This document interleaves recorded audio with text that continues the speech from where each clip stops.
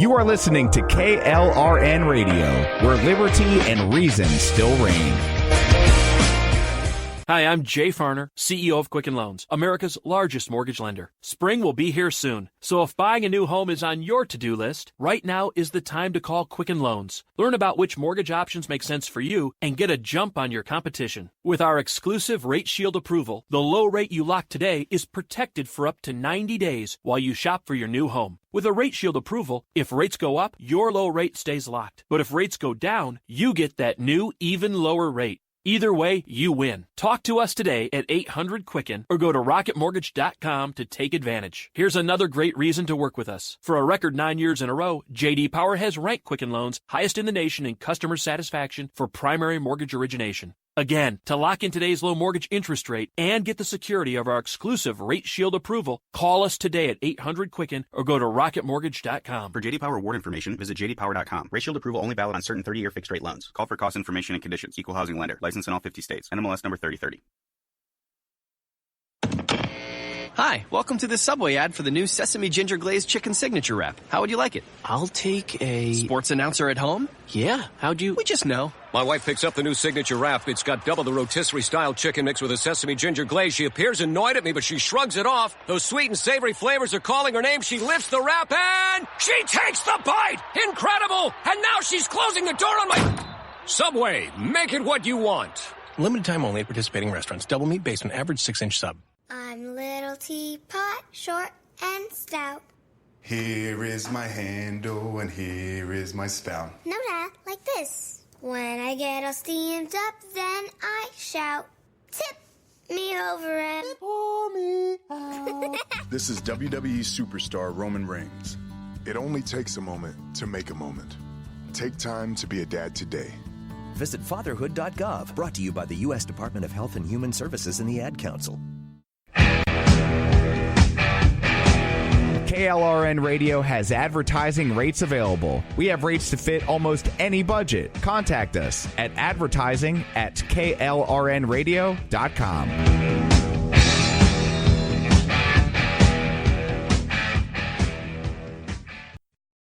Thoughts of suicide may feel impossible to overcome, but with help and support, you can find hope and meaning. Call the National Suicide Prevention Lifeline at 1-800-273-TALK to speak to a counselor, or visit suicidepreventionlifeline.org. It's free, it's confidential, it's available 24 hours a day, 7 days a week. And even if it feels like it, you're not alone.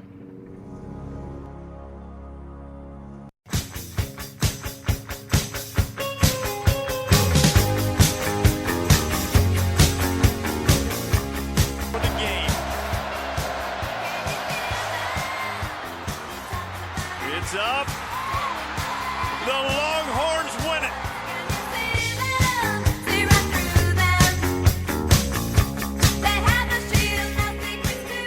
Did he drive him 95 yards? Well, he had a lot of help from some different people, but A&M just went 95 yards to make it a 17-0 ball game. Howdy, everyone. Welcome to A Pod Divided. Tonight will be myself, Aggie, along with our Princess Lou.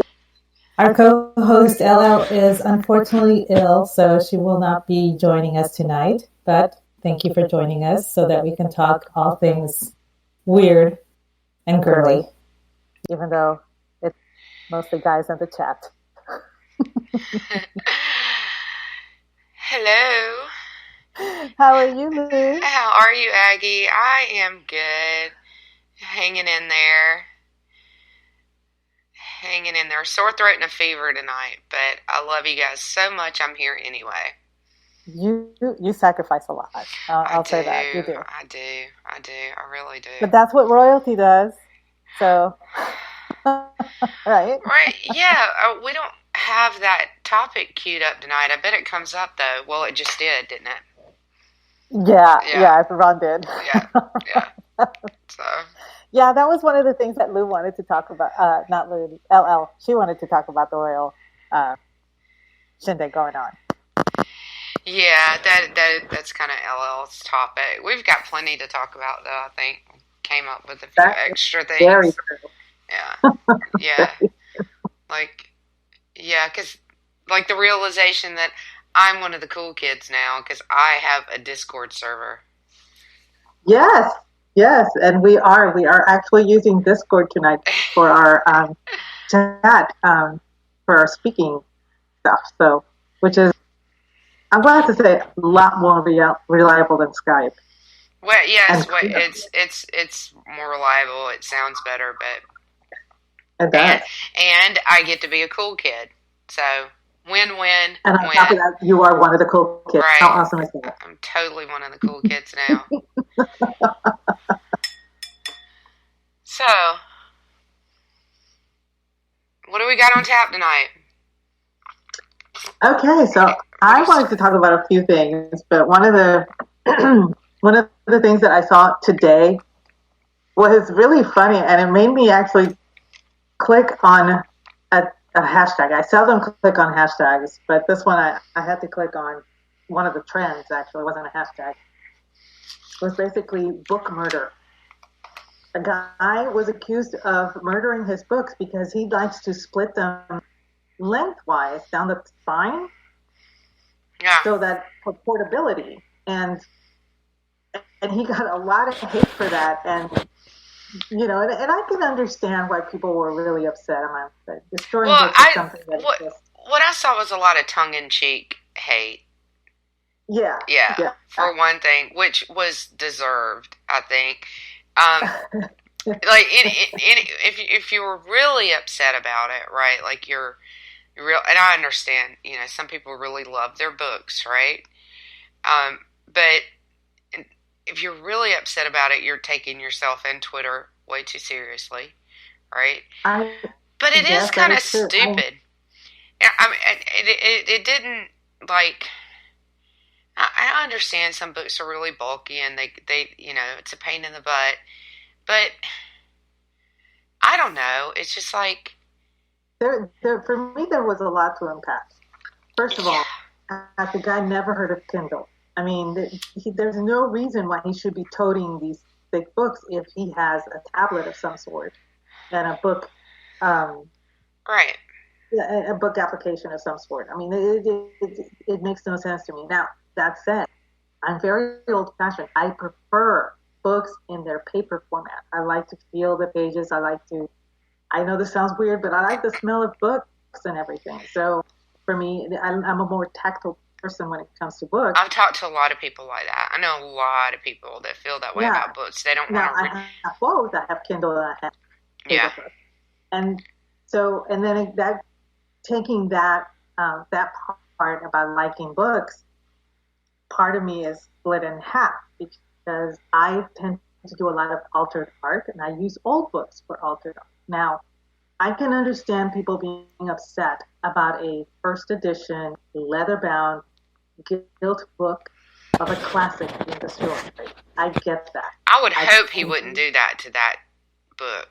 Exactly. I would take exception to any religious tome in any format being taken apart for any reason. I'm just that way. Yeah. But if it's a paperback, like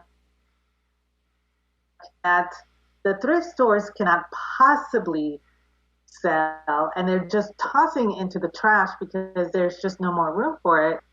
Yeah, I'll take that and I'll make altered art with it. As a matter of fact, one of the things that I enjoy doing is book folding art.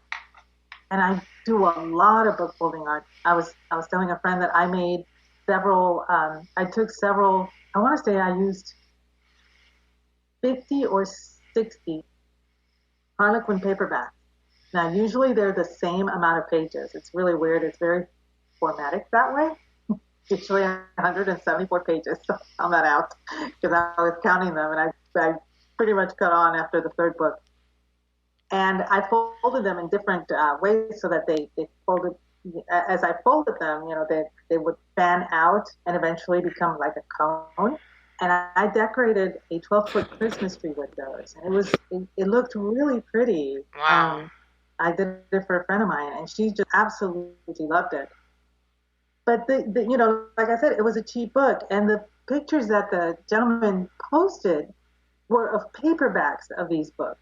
Yeah. They're mass-produced. It's nothing that's, a collector's item or anything like that. He's actually not even destroying the written word. He's just saying it's more portable to have it thin. That way I can take half of it with me and read that half. And then when I come home from traveling, I can read the other half without having to worry about, taking the whole book.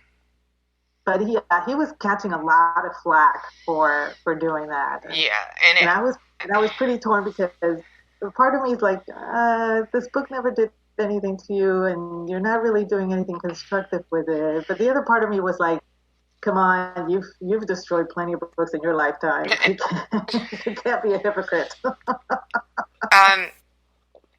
Yeah, I mean, I don't have like a really passionate opinion about this at all, except that it is the 21st century. If you want to read and you can't, and your books aren't portable enough, get an iPad. By the time you buy 10 books, you could have bought an iPad. Yeah, so I'll put that out there, and nobody will be surprised to hear that I would rather read on my Kindle app in my iPad or in my iBooks than anywhere else. Like, turning pages is that's too much effort for me these days when I can just tap. Right? Yeah, there's some people that prefer right. I mean, this is, and I'm being a little bit tongue-in-cheek about it too, but I mean, why actually have to lift the page when you can just tap with your thumb, right? So, that's me. So I have kind of a different view of it. My view of it is, why are you still reading books on paper anyway? But I realize that a lot of people do like that, and it's a tactile thing, and they enjoy it, and that's fine. But I saw a lot of tongue in cheek, and some of it was really funny what people had to say, and the fact that people were calling it book murder, I think was kind of humorous as well. But the most interesting thing about it to me is how someone can make just a comment about a really kind of mundane thing that they do in their life, and 24 hours later it is a Twitter thing, and it has permeated the entire Twitter universe. It is incredible what it is. Take off. That is true. Yeah, and it's sometimes it's weird and random what takes off too. But I did not expect that people would have such a visceral, I don't want to say hatred, but just such a sharp opinion about cutting books in half. I did see some people on those threads that were taking it entirely too seriously, but then again, on Twitter, there are plenty of people who take themselves entirely too seriously, and everything entirely too seriously. Like, everything is, my favorite part of Twitter is I as you know, I post a good morning tweet every morning, and it's always something humorous, and it's never intended to be factual. It's just a funny meme or a funny cartoon or a funny saying. I don't fact check anything, people, and I don't care. My entire purpose is to make somebody smile. Once I've achieved that, I have won the day, and that I'm done. But I invariably get people that say, well, actually, and they proceed to tell me how my meme is wrong. And I'm like, I didn't make this meme. I found it, and I posted it to make you laugh. Okay, people, if you are fact-checking Aggie's morning tweets, stop. It cracks me up. It happened with the one of A1 steak sauce. I had more people tell me that it was invented in Great Britain than I cared to even remember, because I was like, I don't care where it was invented. This was just funny. Yeah, it's not that's about weird. factuality. Yeah, that's weird. And speaking of Twitter, It's not one of facts, yeah. I'd be the Twitter handle facts, or whatever. Well, I mean, if you're going to Twitter for facts, you're probably in the wrong place. Not that you can't find news and not that you can't find facts on Twitter, but if that's like a prerequisite with Twitter, that you are definitely in the wrong place, because most of it is not factual or meant to be factual, and a lot of it is just people screaming complete and total bullshit at the top of their lungs. And the suspensions are completely off the charts. Ombre Rob was suspended, and that's an account that's like equivalent with your morning. Like every tweet from Ombre Rob is like your morning tweet, right? It's like, right, yeah, and it's crazy. Liz, I mean, there's the list. People were tweeting them at me before coming on the show just now, and it's just like every 15 minutes is another one. Somebody else that tweets an account at me that's suspended, or I see another one. It's just gotten completely out of hand.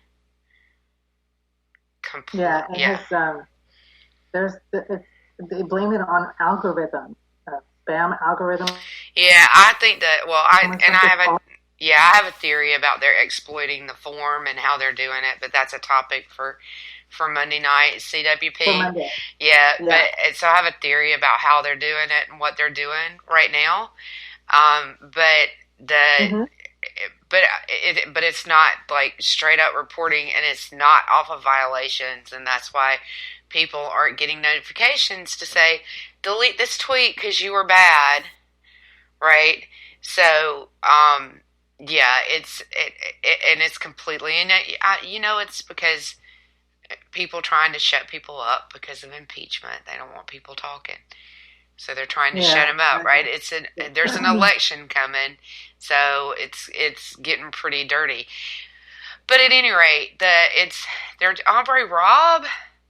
I mean, like, that's a silly account that does silly things, and I mean, it's not like some of us that are always arguing with people, right? I mean, some people get suspended because they're arguing with people or because they tell trolls what they think and stuff like that. But some of the accounts that I see going down now are just, it's like this. Yeah, it doesn't even make sense. There are some accounts that do step over the line, and when you're calling for the death of a political figure, when you are actually threatening harm to another tweet, when you're, there are lines that you should not cross, and rightfully you should get reported and suspended. And those suspensions are totally valid, but there are some things that I'm like, the whole learn to code thing comes to mind. I mean, that was ridiculous. And now if you use the word pansy,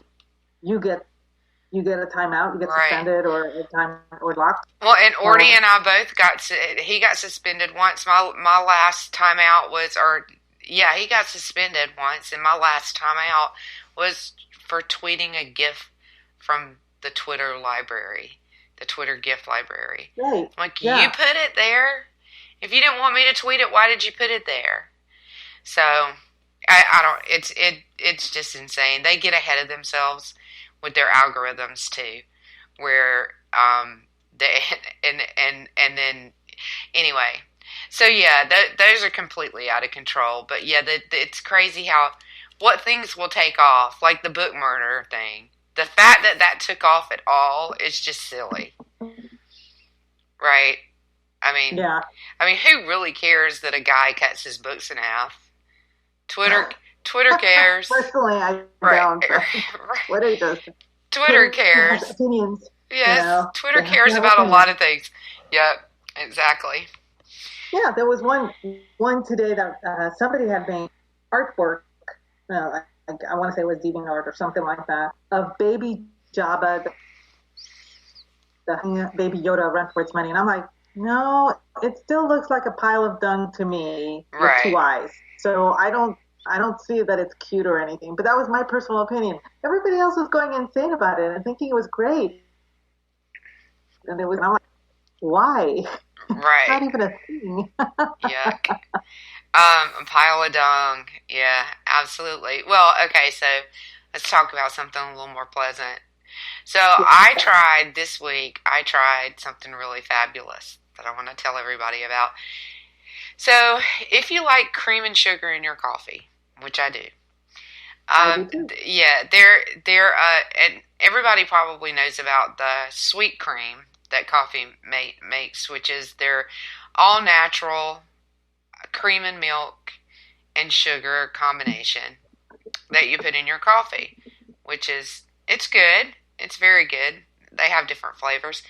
The vanilla and the plain are the best ones, but Starbucks has come out with their version of sweet cream, which is it's flavored sweet cream, and theirs is a very heavy cream, so it doesn't take very much. One of the flavors that they came out with is white mocha. So I tried this week, and it is fabulous. It's delicious. It's heavenly, and you should try it. Well, I'm going grocery shopping tomorrow. Yes, see if they have it. So this is Starbucks, right? It's the Starbucks flavored creamer, and white mocha that's the only flavor that I've tried, but it is really delicious. I noticed that they had a caramel. They had one other that really didn't interest me. I don't remember what it was. It wasn't cinnamon, or I would have been interested in it. But they probably have others. These are just the ones they had at Publix here. So since we like to talk about food on this show, that's my contribution to the food corner. It was really, really delicious. So I highly recommend it. Yeah. Yeah, that's Kat mentions that they offer 10% fat cream over in Canada, and I found that out. I like having it in Germany too. And when I was traveling, you have your choice of different types of creams to put in your coffee, and you can even put clotted cream. And I'm like, this is stuff you actually spread on biscuits over in Great Britain, but they bring it to you to put in your coffee if you want it as thick as you want it. So, and that's a whole bunch of, that's what she said, I'm sure, but whatever. Yeah, it's really interesting in Europe, and the different countries in Europe, the different ways and things that they do with coffee. It's kind of an eye opener. Well, a lot of things are eye opener in Europe, but that was the thing that kind of stood out to me, is the different kind of, because you think coffee is coffee, but that's, you don't think about all the other little things that go with it that can change so much from country to country, and kind of have to prepare yourself for. That was a really interesting thing about Europe to me. I think I was in Greece, and I ordered, I wanted to get coffee, and the waiter was like, what kind of coffee? And I'm like, well, what do you got? Just figured it was going to be coffee. No. You can get Greek coffee or you can get Turkish coffee. And the difference is night and day. Mm-hmm. So, yeah. It's, so I, being a noob, I said, you know what, bring me one of each, and, that way I'll figure out which one I like better. Right, exactly. Well, and that's exactly what I would have done. Or I would have said, well, I'll start with the Greek, and then I'll get the Turkish, and, I'll get one now and another one later. Yeah, that's totally what I would have done.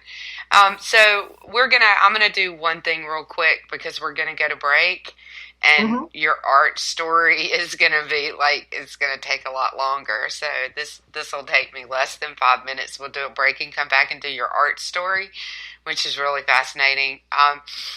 So I was hanging out with my older sister, and something came up over the weekend, and we didn't cover it on Cyber Wars, but it's something that I wanted to tell people about and remind people about because it's been out there.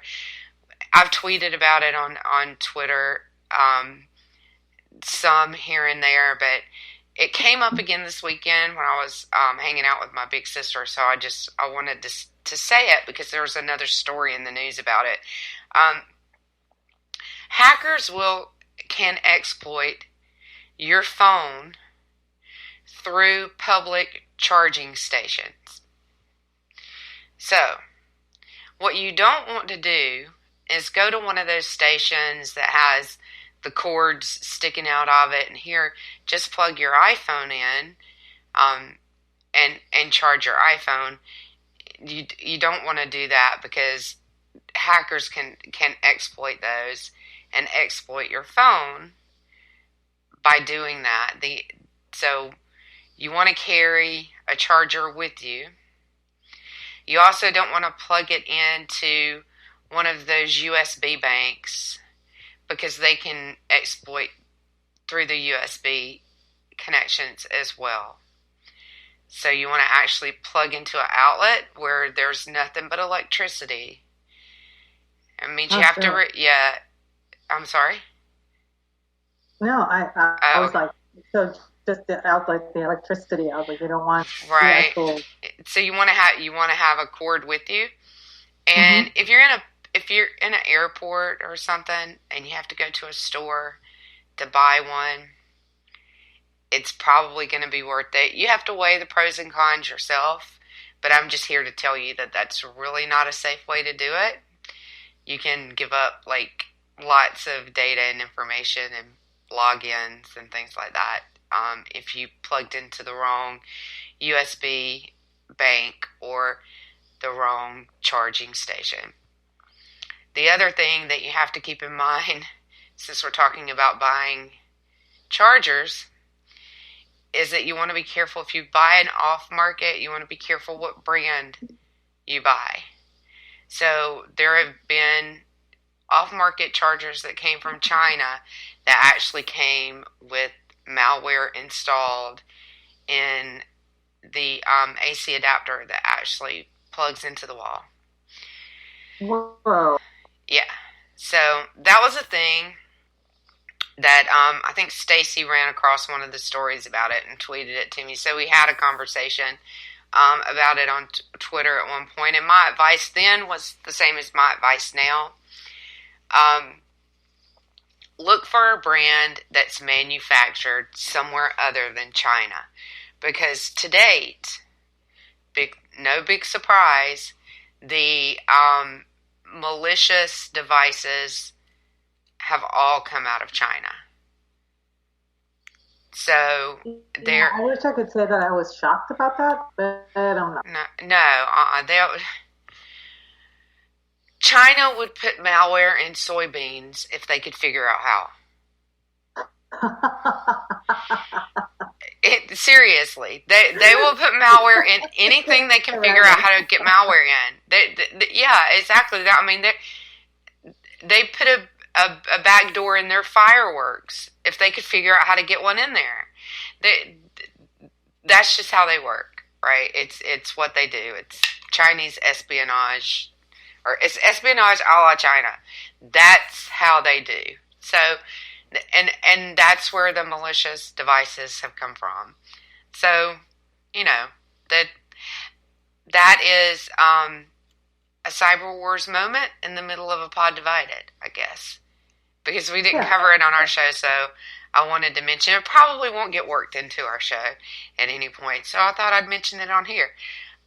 We're going to take a break, and Aggie has the most fascinating, fabulous art story when we come back. So you're going to want to stick around because you're really going to enjoy this. You want to tease it?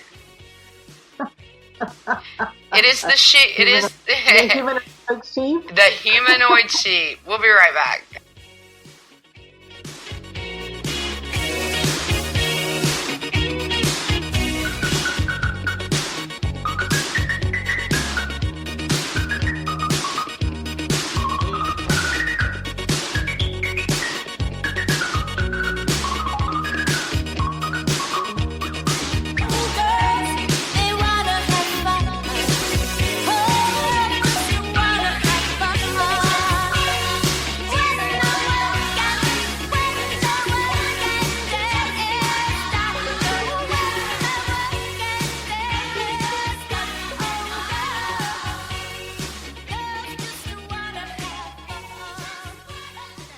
My son was in the Army back during Desert Storm, but even then he wanted an MBA. He looked at a dozen schools, but only one offered the online education and flexibility he needed while he was in a tent in Iraq, Grantham University. Turns out that Grantham's been delivering affordable, relevant college and advanced degrees for over 65 years. Heck, if they can deliver a quality education to a soldier in a tent overseas, think about the flexibility Grantham can offer you so you can earn your degree too. It doesn't matter how complicated or full your life is, if getting a degree is on your bucket list, you'll want to do what my son did. You'll want to call Grantham. Find out how easy it is to get started on your education so you can check that college degree off your bucket list. Call Grantham right now, 800-910-1370. That's 800-910-1370.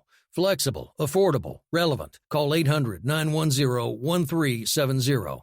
Tired of paying outrageous prices for Viagra? Well, we have great news for you. Now you can finally get Viagra at huge discounts. Healthy Man allows you to save up to $500 on Viagra. Why pay U.S. pharmacy prices of $15 per pill or more when you can get Viagra for less than $3 a pill? Call today and get 40 Viagra pills for only $99. This can cost as much as $600 at your local pharmacy. You can't afford not to call us. If you want Viagra at the lowest prices, never pay $15 a pill pharmacy prices again. Get Viagra for less than $3 a pill. Call 1-800-516-7602 today and save up to $500 and get 40 pills for just $99. Healthy Man is fast, easy, and affordable. Operators are waiting at 1-800-516-7602 to take your call right now. Call 1-800-516-7602. That's 1-800-516-7602. Again, 1-800-516-7602.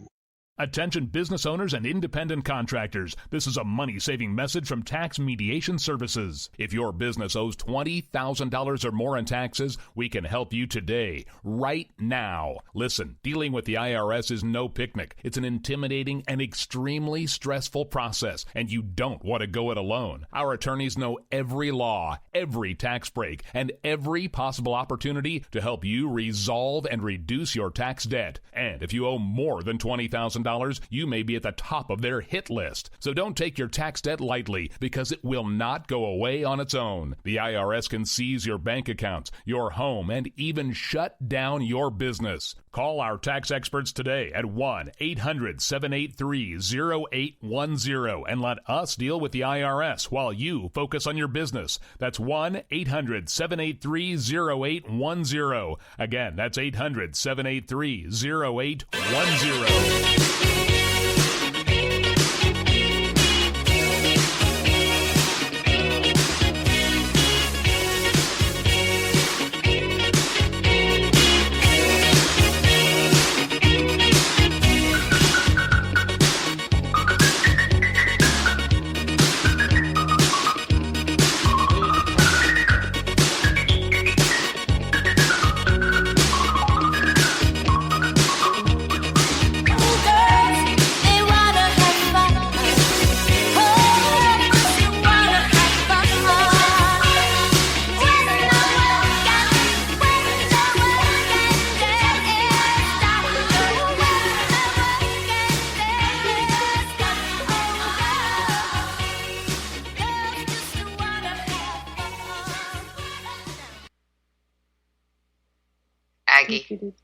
Now.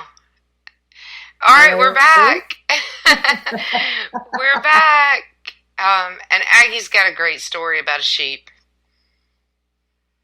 Okay, so one of the things that I had to do when I was in college, I had to take art appreciation. And several of you, I'm sure, have taken some art appreciation classes in some form or another. And one of the things that I really liked was pre-Renaissance art and Renaissance art. I've always been fascinated with that. Well, one of the items that we're going to talk about tonight is something that was discovered last year, when they were restoring several of the panels of the Ghent altarpiece. Now, for those that are not familiar with the Ghent altarpiece, it is actually one of the most beautiful works of art ever done. It's pre-Renaissance. It was done in the 15th century.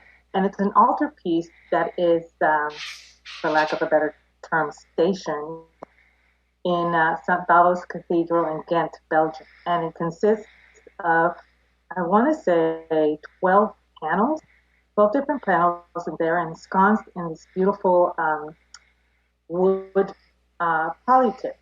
And it's really it's a beautiful work of art. I always crack up when I first saw it. The thing that made me laugh the most were the choir women, the women that were singing the choir, because they looked like they were in pain, not really happy to sing, but whatever. But the most famous of all of the panels is called the Adoration of the Mystic Lamb. And it's actually the Lamb of God is on an altar, and it's being adored by different groups of people all around. There's 14 angels that surround the Lamb on the altar and everything. And for the longest time, it had the face of a sheep. And I always thought that the face of this particular sheep kind of looked very judgmental. It had half-closed eyes, like it was judging you and everything. So I never really cared for it. I never really liked it.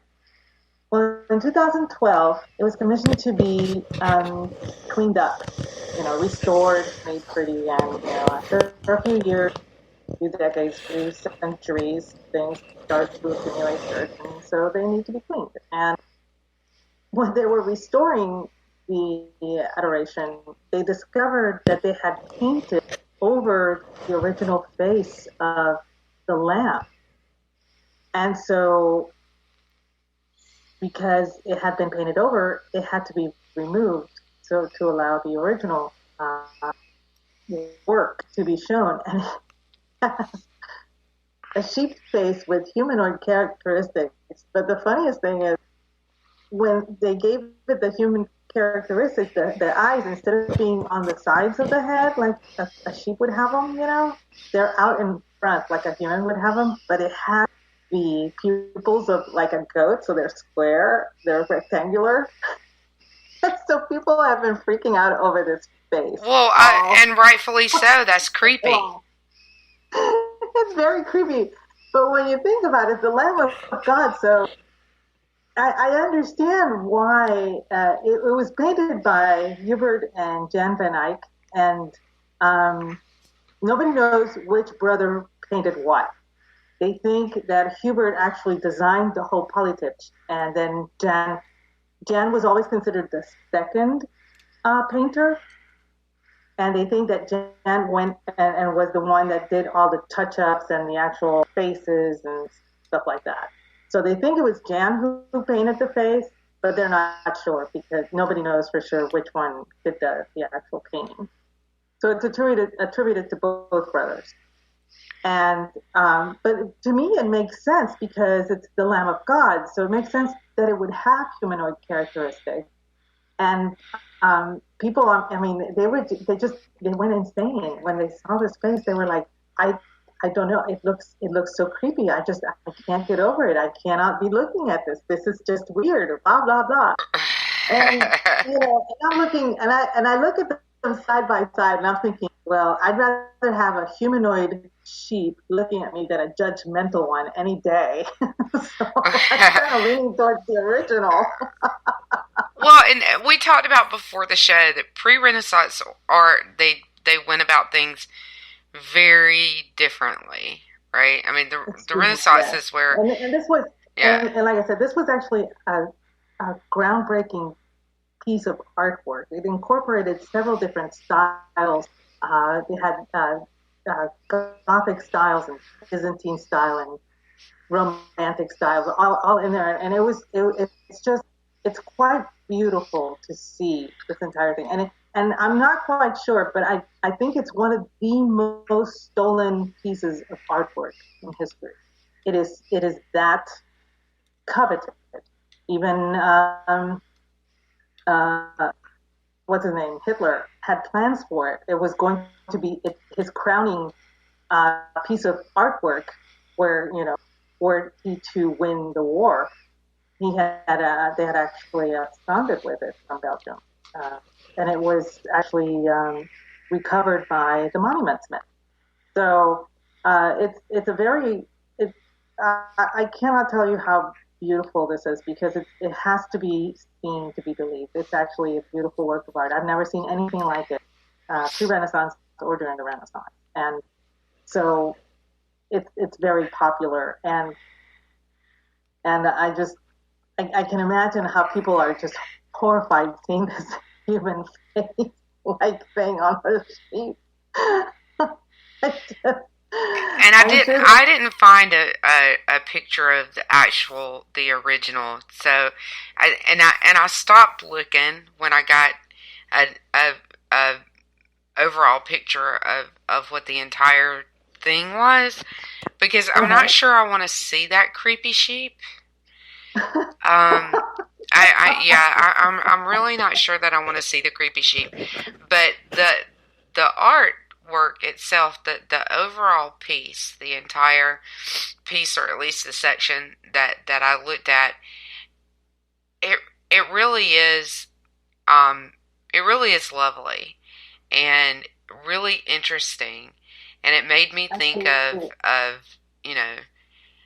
several different things, and other artwork and literature, and so Kat actually mentions that it was stolen by the Nazis. Well, one of the reasons the Nazis actually went back to get it was that they had gotten it back in World War I during the Germans got it from it was sent to France, and the Germans took it while it was in France.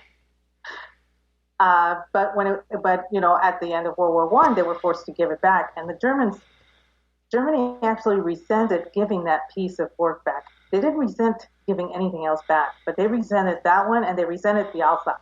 Those were the two things they resented the most after World War I, as I recall correctly.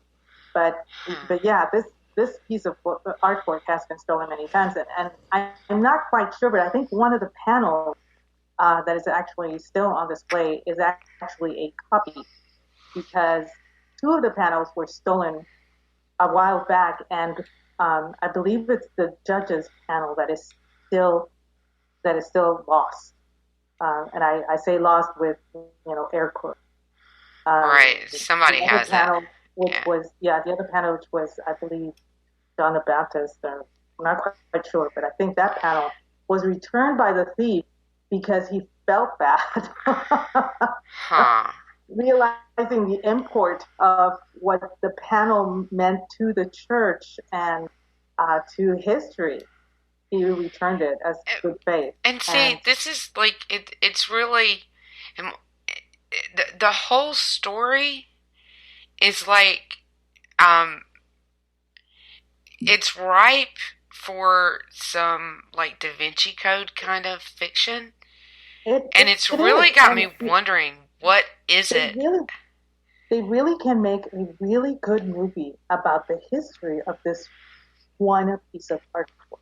And I don't know if you remember, there was a movie that came out not too long ago, I want to say 2 or 3 years ago, The Woman in Gold, which was about a piece of art made by Klimt, I think it was, that belonged to a Jewish family, and the Nazis had taken it from them. And one of the descendants of the Jewish family was fighting to get it back. And that was actually, a lot of people didn't know the history behind that, but it made for a really good story.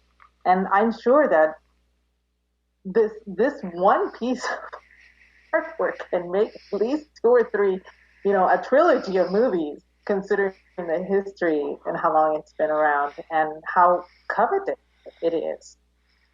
It is. I mean, it's actually a piece.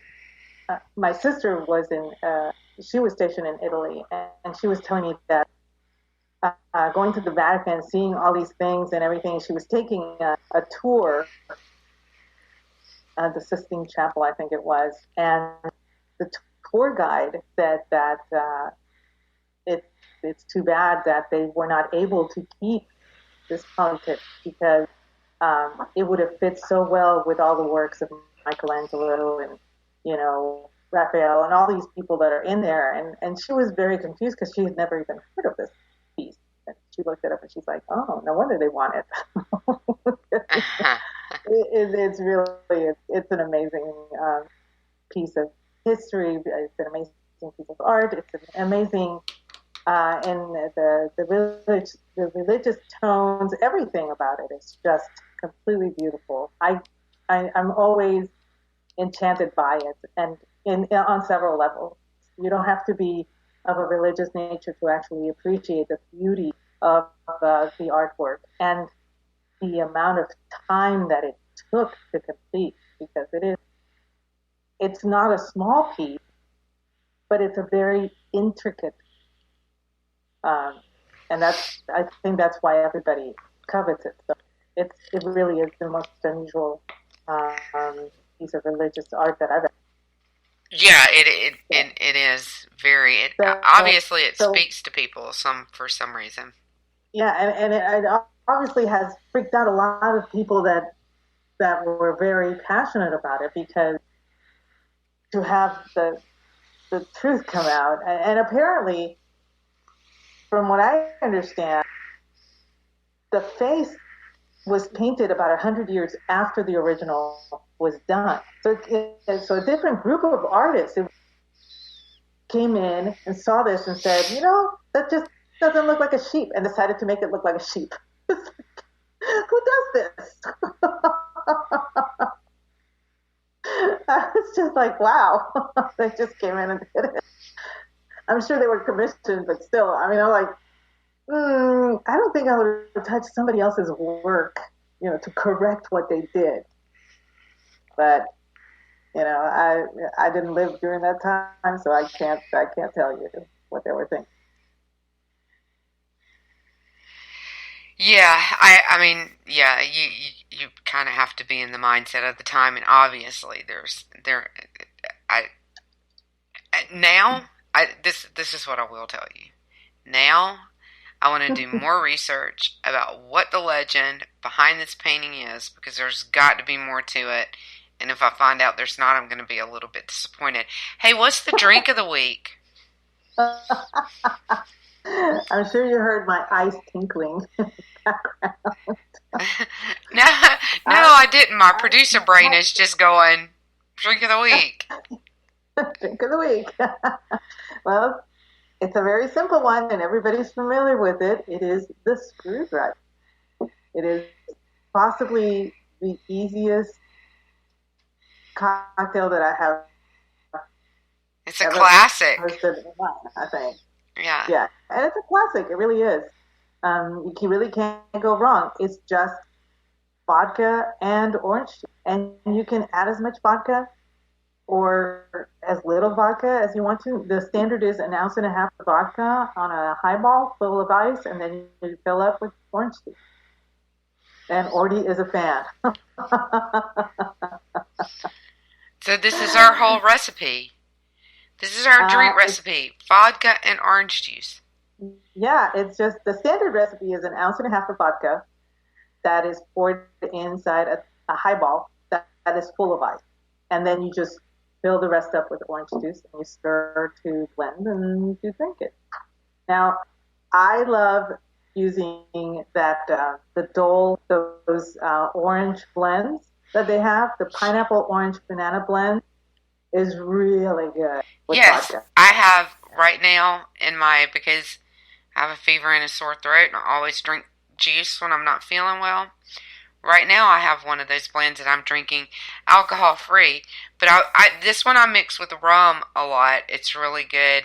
It's mango, orange, pineapple. Oh, yeah. That's good. It's good with rum.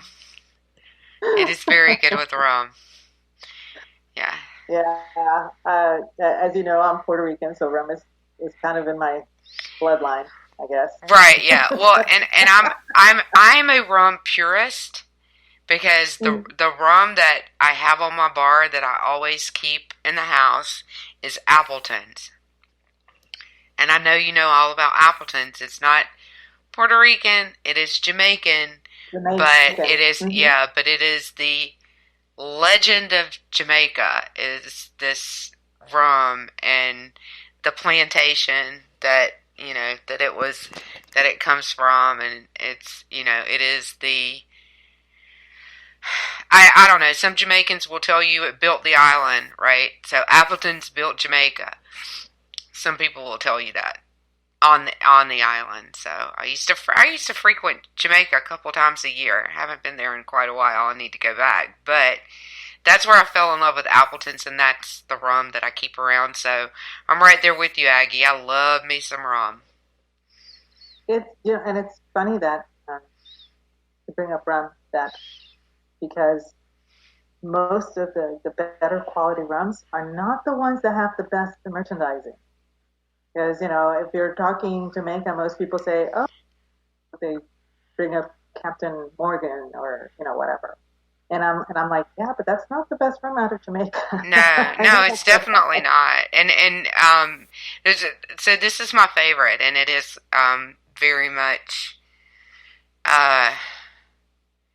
kind of part, sort of part of the culture, right? Appleton's from my experience in Jamaica, it's like everywhere, and it's Mount Gay is excellent rum. It is, I think, the oldest rum distillery in the Caribbean, and Bermuda or Bahamas, I think. But it is the oldest established rum distillery in that area. Yeah. Yeah. And, and in Puerto Rico, we're known for our rum and everything, but everybody's like, oh, Bacardi, and I'm like, no, I don't drink Bacardi. I don't even use it for cooking. I just don't like it. There's a different distillery that I grew up with, and I'm not saying that I was drinking it when I was a kid. Okay, I wasn't, but I understand my family makes its own Puerto Rican moonshine, so they know good rum, they know bad rum, and they make really strong pitorro, which is the Puerto Rican moonshine. It's a variation of a rum.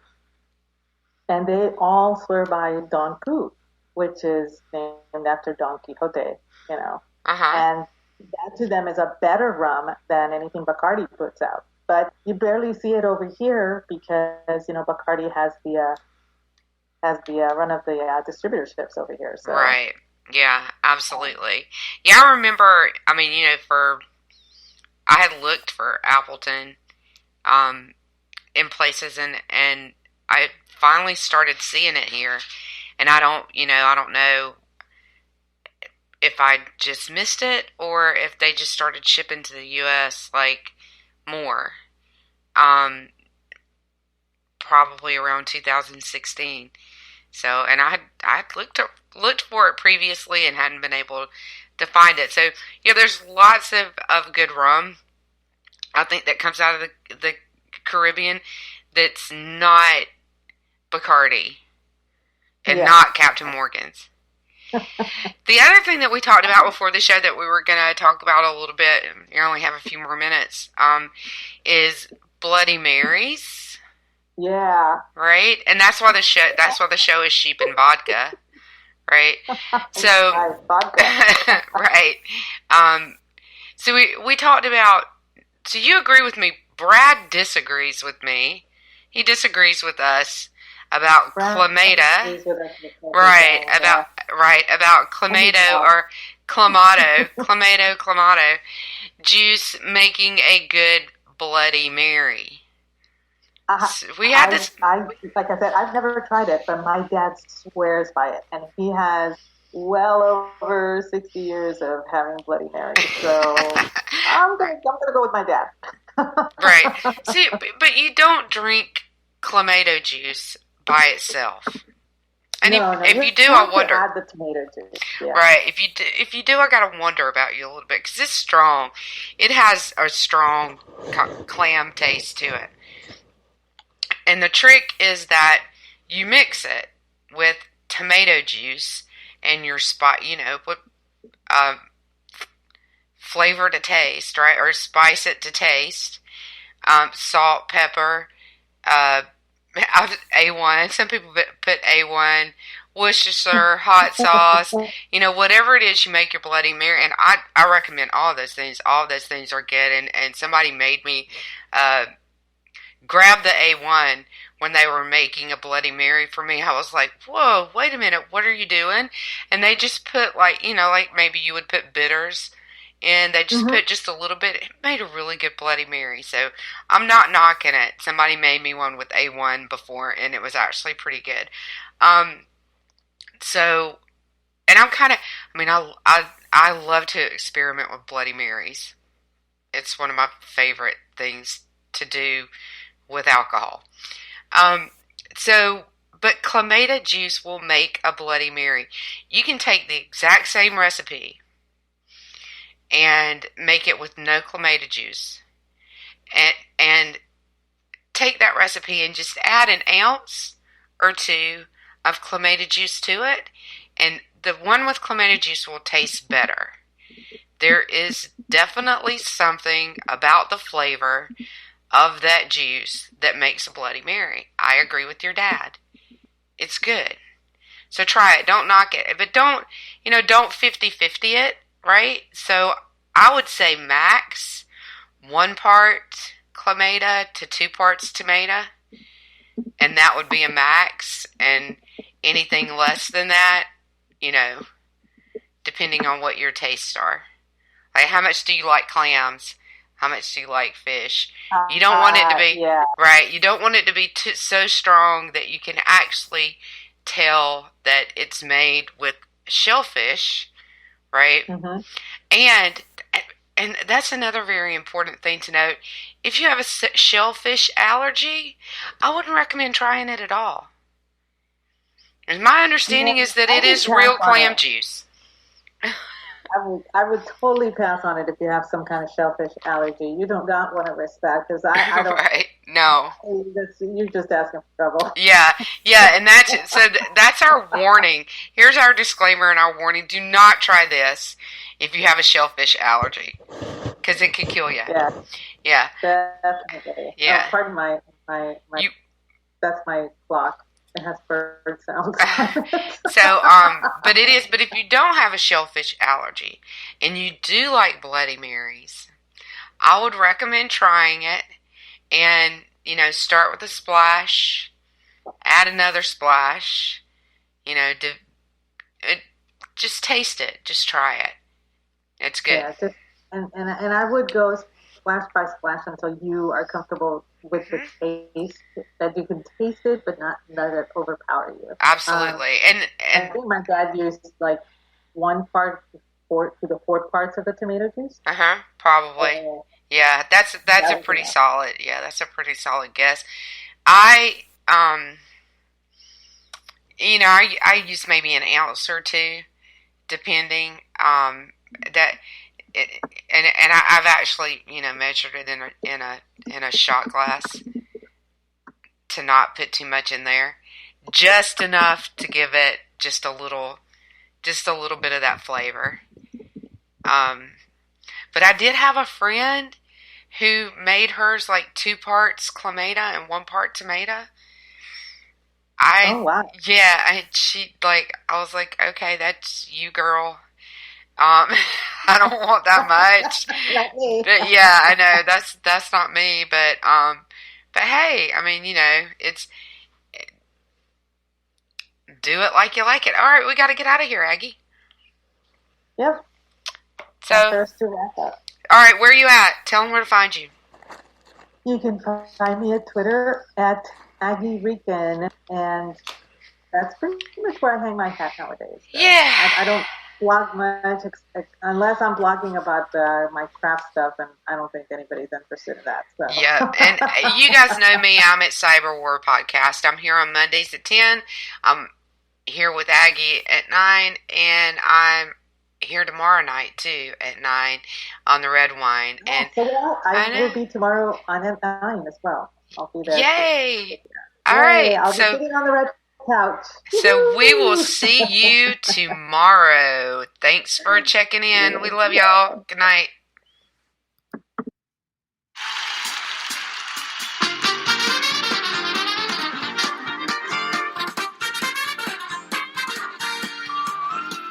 say you're not from Texas.